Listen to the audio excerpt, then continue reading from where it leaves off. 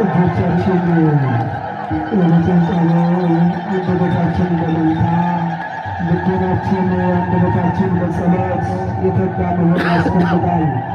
እንግዲህ በንጉሡ ፊት በሰማያዊ ንጉሥ ፊት ልመናን ማቅረብ አስፈላጊ ነው።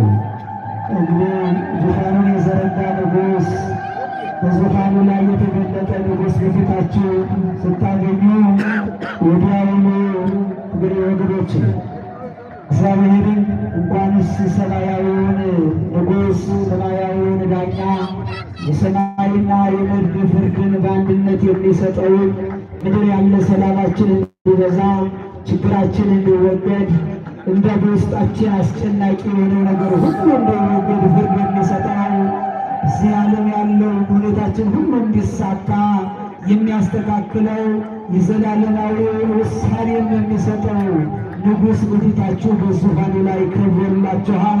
ሁልጊዜ ሐሳባችሁን ዝም ማለት ይጎዳል። በዚህ ሰዓት እንዲያው አንዱ እንኳን ትንሽ ሻል ያለ ሰው ስታገኙ እንዴት በርከክ ብላችሁ ችግራችሁን ለመንገር እንደምትፈልገው ታውቃላችሁ አይደለም? በቀበሌ ያለው በሌላ በኩል ያለው ትንሽ ከፍ ያለውን ሰው እንኳን ይሄ ሰው ችግሬን ቢሰማልኝ እኮ ችግሬን ይፈታልኝ ነበር ብለን ቶሎ ለሱ ጋር ለመድረስ እንረባረባለን።